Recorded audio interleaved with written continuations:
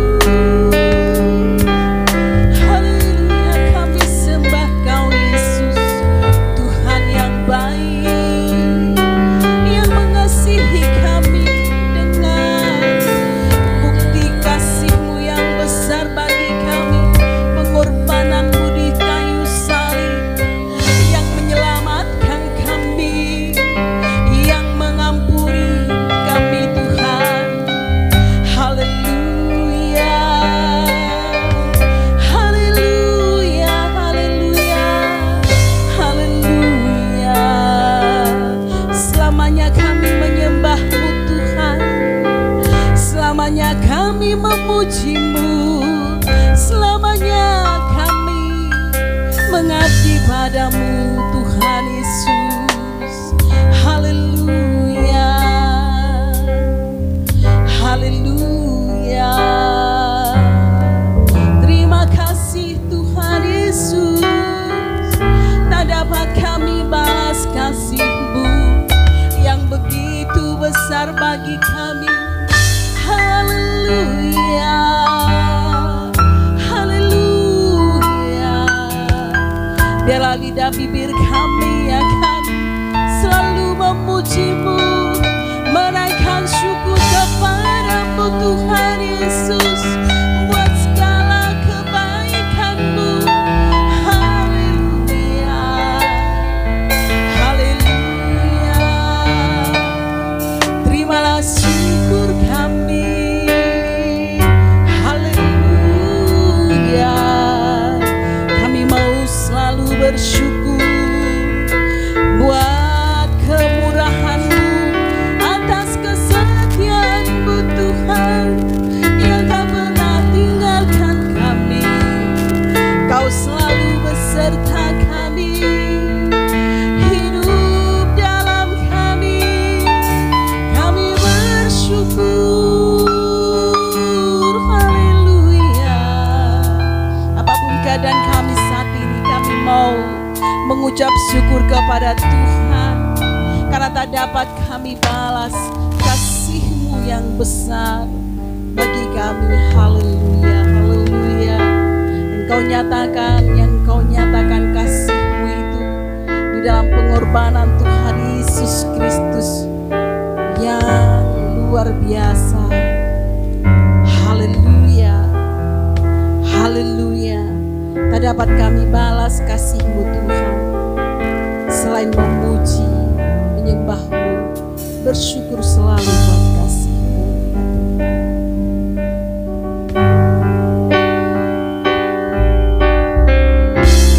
Dengan apa ku membalas kasih-Mu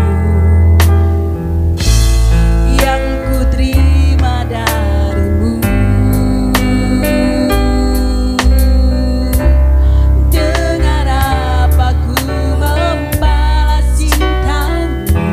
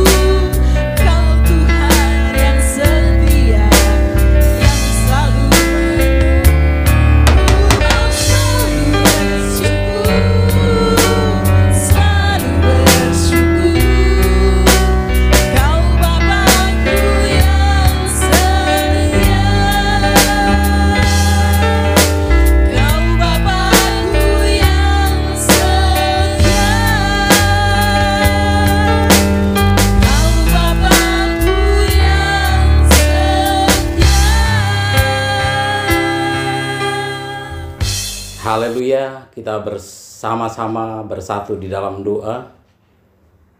Kiranya damai sejahtera yang dari Allah Bapa yang melampaui segala akal manusia, itulah yang menguasai hati dan pikiran saudara di dalam Kristus Yesus. Amin.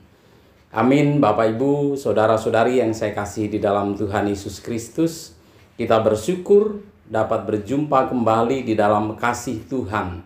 Kita masih beribadah dari tempat kita masing-masing, tetapi kita menyadari bahwa Tuhan bersama-sama dengan kita. Dibutuhkan sebuah iman yang kuat untuk kita mempercayai bahwa Tuhan bersama dengan kita.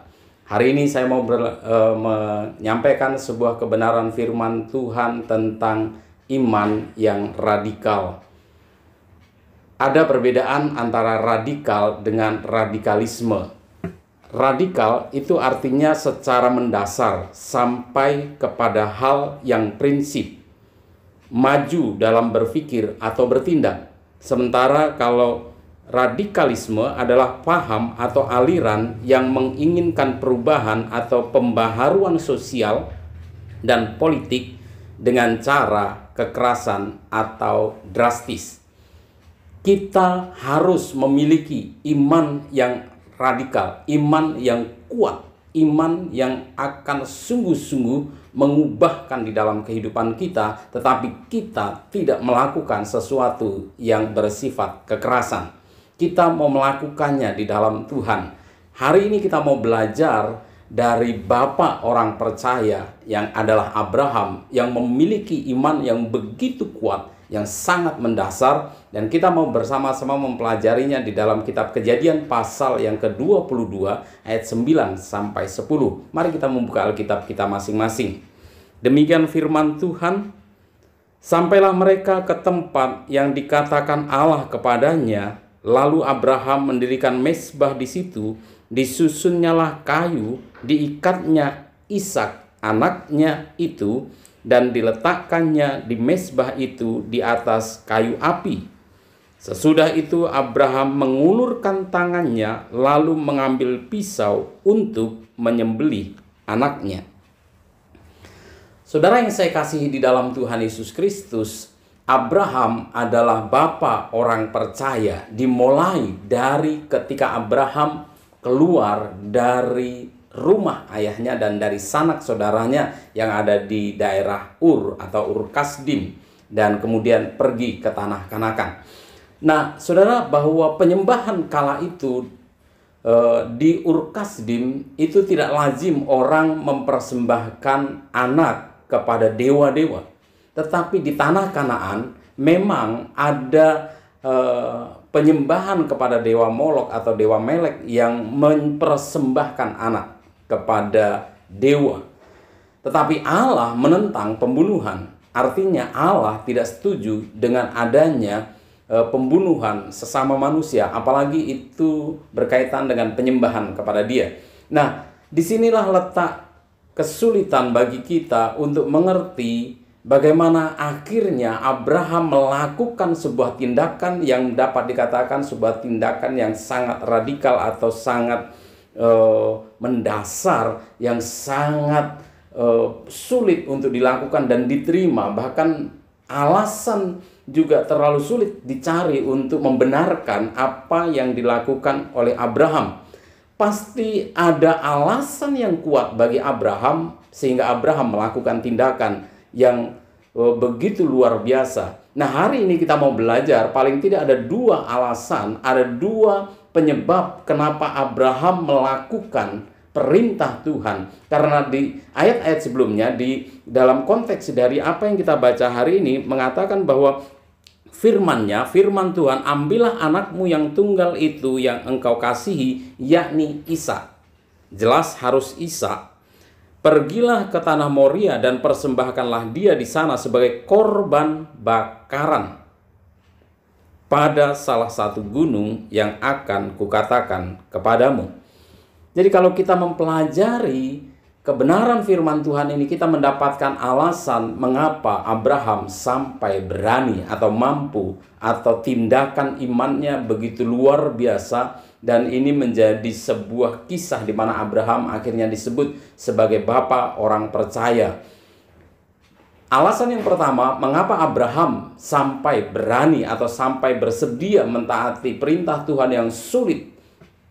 Oleh karena firman Tuhan mengatakan bahwa Abraham takut akan Allah. Ayat yang ke-12 dikatakan, jangan bunuh anak itu dan jangan kau apa-apakan dia, sebab telah ku ketahui sekarang bahwa engkau takut akan Allah, dan engkau tidak segan-segan untuk menyerahkan anakmu yang tunggal kepadaku. Saudara, iman yang kuat selalu berkaitan dengan yang namanya tindakan yang sangat mendasar, tindakan yang penuh dengan penyerahan kepada Tuhan. Iman yang kuat itu adalah iman yang dimiliki oleh Abraham, didasari pada rasa takut akan Tuhan. Oleh karena Abraham takut akan Tuhan, maka dia mempersembahkan Ishak anaknya itu. Sulit bagi Abraham kalau Abraham harus mempersembahkan Ishak. Tidak ada pilihan lain. Yang diminta oleh Tuhan adalah anakmu yang tunggal, yang satu, yang dijanjikan. Hanya satu anak Abraham yang dijanjikan oleh Tuhan secara khusus untuk menjadi penerus dari berkat Tuhan, menjadi berkat bagi bangsa-bangsa, dan itu adalah Ishak. Dan ayat firman Tuhan dengan tegas bahwa Abraham sangat mengasihi Ishak.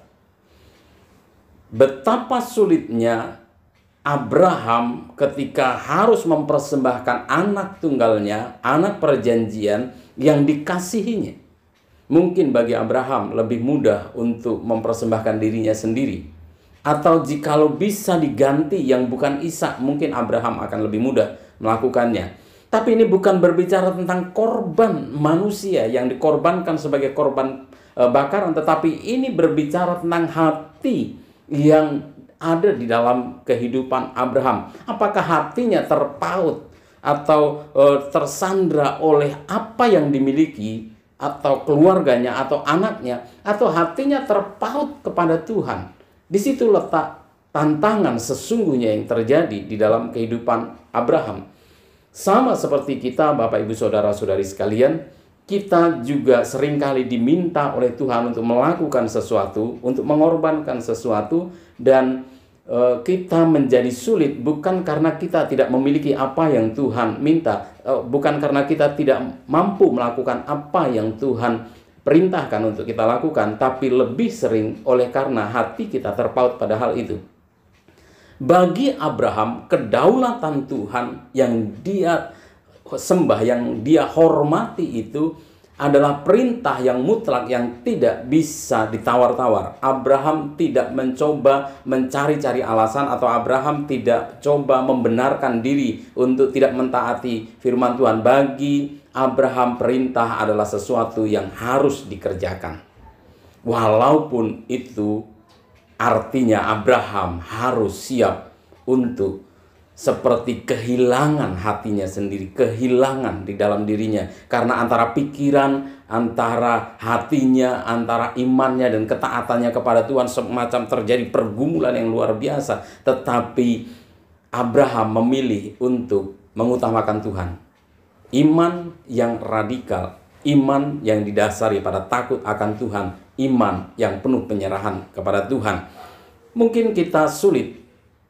Mungkin itu berbicara tentang karir kita lebih mementingkan karir kita daripada Tuhan, atau mungkin kita lebih mementingkan keluarga daripada Tuhan, atau hobi kita lebih penting bagi kita daripada Tuhan, atau harta kita mungkin lebih penting dari Tuhan. Hal-hal yang sering menyandra kita atau hal-hal yang menguasai kita, itulah yang paling sering Tuhan minta supaya Tuhan berikan kepada dia. Karena Tuhan adalah Tuhan yang bertanggung jawab atas kita, dan Tuhan yang paling utama di dalam kehidupan kita, dan Tuhan mau supaya kita sungguh-sungguh mengutamakan dia. Ini semua demi kebaikan kita, bagi kemuliaan nama Tuhan, tetapi sesungguhnya bagi kepentingan kita. Yang kedua adalah tindakan yang didasari pada iman dan pengetahuan bahwa Allah yang disembah Abraham adalah Allah yang maha kuasa. Kita bisa mengerti hal ini ketika kita membaca di dalam kitab Ibrani pasal yang ke-11. Ibrani pasal 11 ayat 17 sampai 19, demikian firman Tuhan. Karena iman maka Abraham tatkala ia dicobai mempersembahkan Ishak, ia yang telah menerima janji itu rela mempersembahkan anaknya yang tunggal, walaupun kepadanya telah dikatakan keturunan yang berasal dari Ishak lah yang akan disebut keturunanmu. Karena ia berpikir bahwa Allah berkuasa. Allah berkuasa membangkitkan orang-orang sekalipun dari antara orang mati, dan dari sana ia seakan-akan telah menerimanya kembali.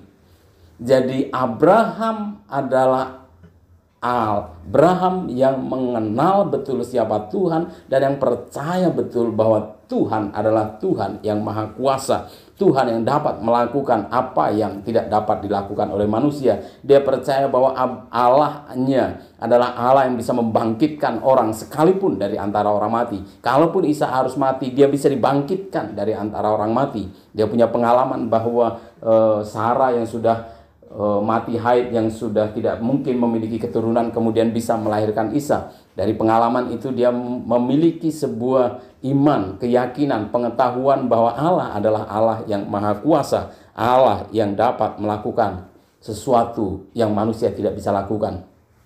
Bapak Ibu yang saya kasih di dalam Tuhan Yesus, kadang-kadang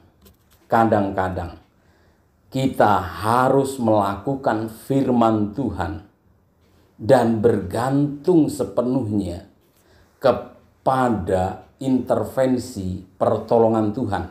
Yang saya maksudkan adalah Abraham ketika melakukan firman Tuhan, perintah Tuhan untuk mempersembahkan Ishak, Abraham melakukannya dengan satu pemikiran bahwa ini semata-mata dapat solusi, mendapatkan jalan keluar kalau Tuhan menolong dengan kekuatan kuasanya.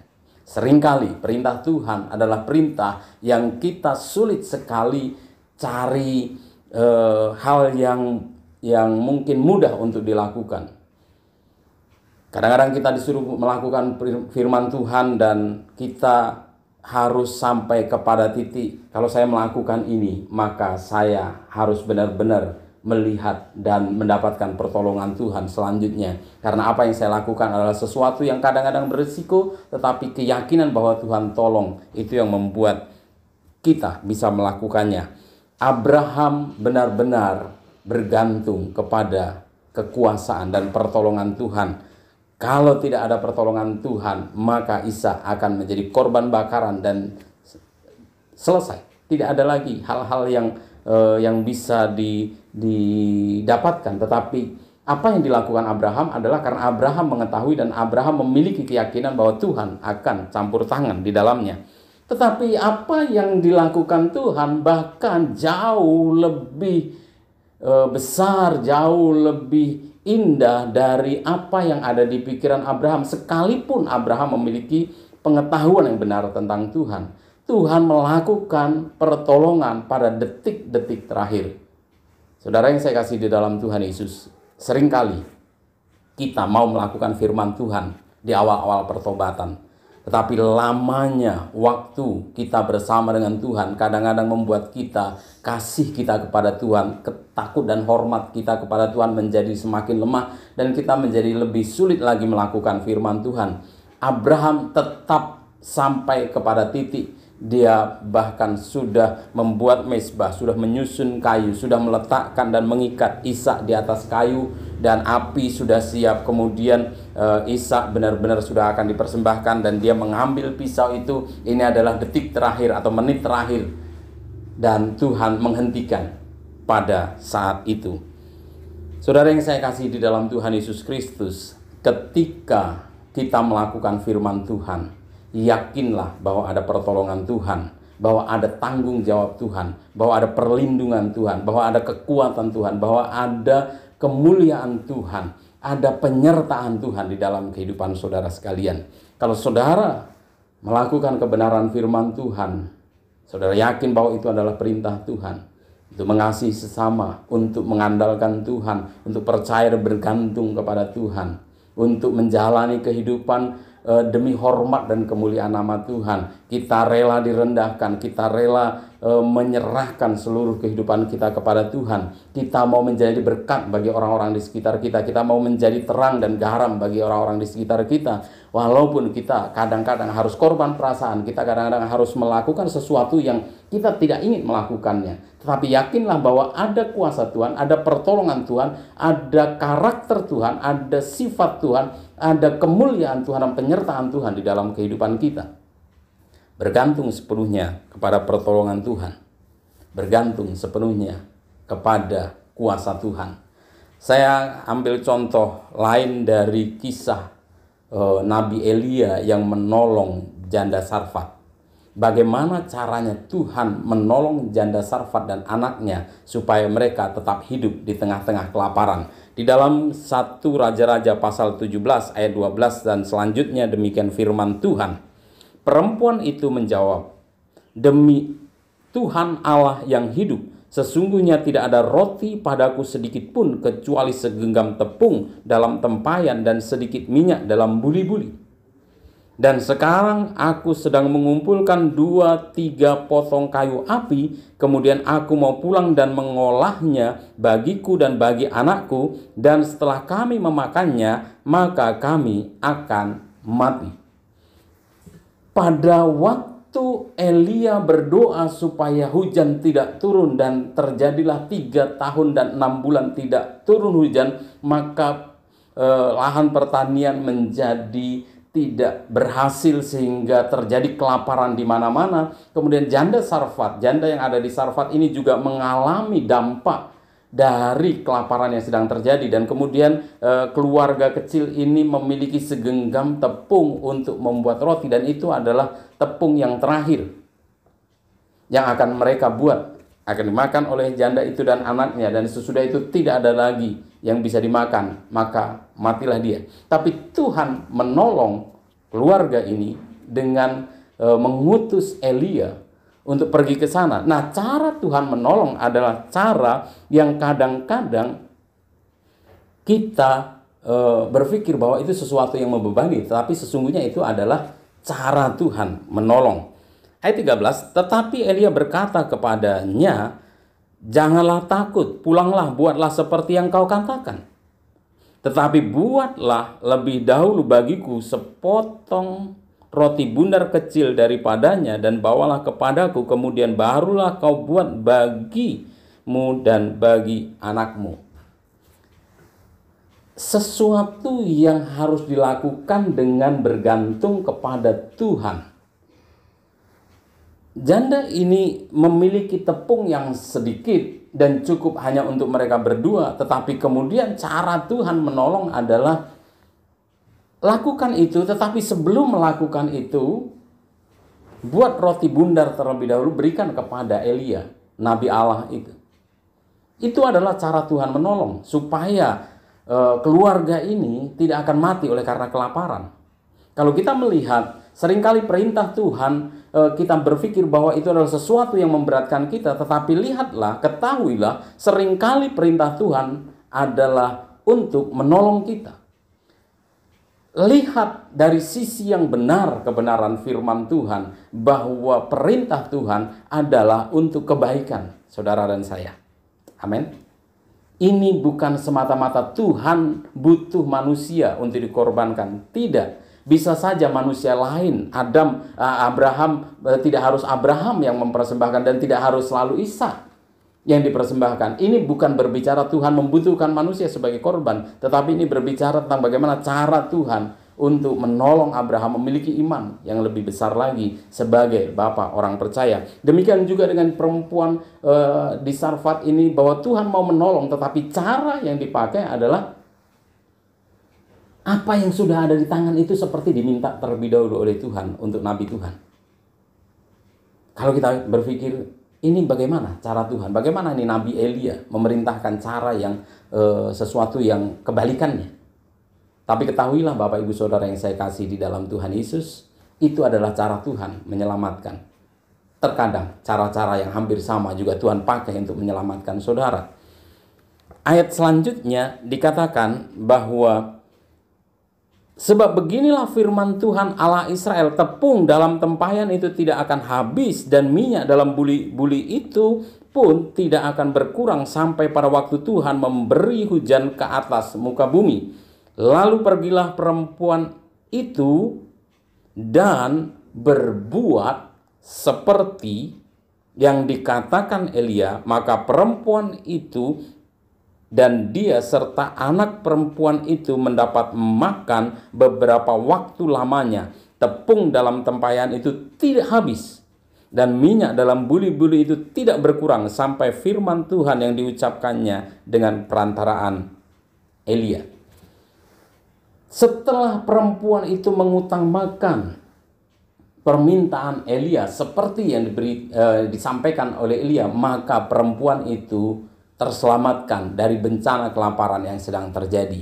Saudara, hari-hari ini kita mau belajar untuk terus bertekun di dalam Tuhan, untuk terus kita beribadah kepada Tuhan. Meskipun kita tidak bisa berkumpul dalam satu kumpulan yang sama, tetapi kita mau belajar untuk terus bergantung kepada Tuhan, terus berdoa kepada Tuhan, terus mengharapkan pertolongan Tuhan. Kita tidak mau mengandalkan diri kita sendiri, tapi kita mau mengandalkan Tuhan. Kita mau melakukan perintah Tuhan bukan karena dilihat orang, bukan karena sesuatu yang masuk akal dalam pikiran kita, tapi semata-mata karena kita takut akan Tuhan, karena kita tahu bahwa Tuhan adalah Tuhan yang bertanggung jawab. Kita mengenal siapa Tuhan kita mengenal siapa Allah yang kita sembah, maka kita melakukan perintah-perintahnya. Jadi tindakan iman selalu ditentukan oleh kesediaan kita untuk berserah penuh kepada Tuhan. Penyerahan kita kepada Tuhan adalah sesuatu yang mutlak perlu sebagai orang-orang yang percaya kepada Dia. Mari kita berdoa. Saudara yang saya kasih di dalam Tuhan Yesus, renungkan kebenaran firman Tuhan bahwa sebagai orang yang percaya kita mau berbakti kepada Tuhan meskipun kadang-kadang itu adalah pengorbanan. Kita harus berbakti dan berserah berdoa kepada Tuhan. Kalaupun itu kadang-kadang tidak masuk di akal kita, kalaupun kita kadang-kadang sulit melakukannya, tapi keyakinan kita bahwa kita adalah orang-orang yang percaya dan telah diselamatkan di dalam Kristus Yesus, itu membuat kita bersyukur kepada Tuhan. Lagu yang mengatakan bahwa dengan apa akan kubalas Tuhan kasih-Mu yang besar itu, aku tidak bisa melakukannya. Ibadah kita bukanlah sesuatu yang bisa dibandingkan dengan apa yang sudah Tuhan berikan. Ucapan syukur kita tidak sebanding dengan apa yang Kristus sudah lakukan. Kematian Kristus bagi kita adalah harga yang begitu mahal bagi kita. Tidak mungkin kita bisa membalasnya. Tapi apa yang bisa kita lakukan? Kita mau beribadah dan berserah kepada Tuhan. Allah kami yang di surga, pada saat ini kami mau belajar melakukan firman Tuhan. Kami mau berserah kepada Tuhan. Kami mau melakukan tindakan-tindakan sesuai dengan iman percaya kami bahwa Tuhan menolong kami, bahwa Tuhan layak dihormati, bahwa Tuhan layak untuk disembah. Dan biarlah nama Tuhan dipermuliakan. Berkati setiap kami pada saat ini ya Tuhan. Engkau menyatakan kasih dan kemurahan-Mu berlimpah-limpah. Di dalam nama Tuhan Yesus Kristus kami berdoa. Haleluya, haleluya. Amin. Tuhan sudah memberkati kita dengan kebenaran firman-Nya. Kiranya saudara-saudara semakin diteguhkan dalam iman saudara. Kita akan memberi persembahan kita yang terbaik untuk Tuhan. Mari kita berdoa. Bapa di surga, tak henti-hentinya kami bersyukur kepada Tuhan. Dan sebagai bukti ucapan syukur kami membawa persembahan kami. Kami memberinya dengan sukacita dan rela hati, dan kami percaya Tuhan akan memberkatinya berlipat kali ganda di dalam kehidupan setiap kami. Tuhan memberkati seluruh kehidupan kami, terlebih kehidupan rohani kami.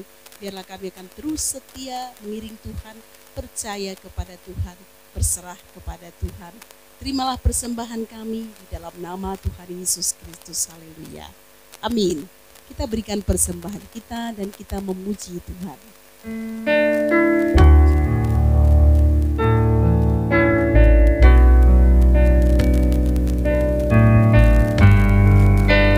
Kau izinkan sesuatu terjadi untuk kebaikan kami ya Tuhan.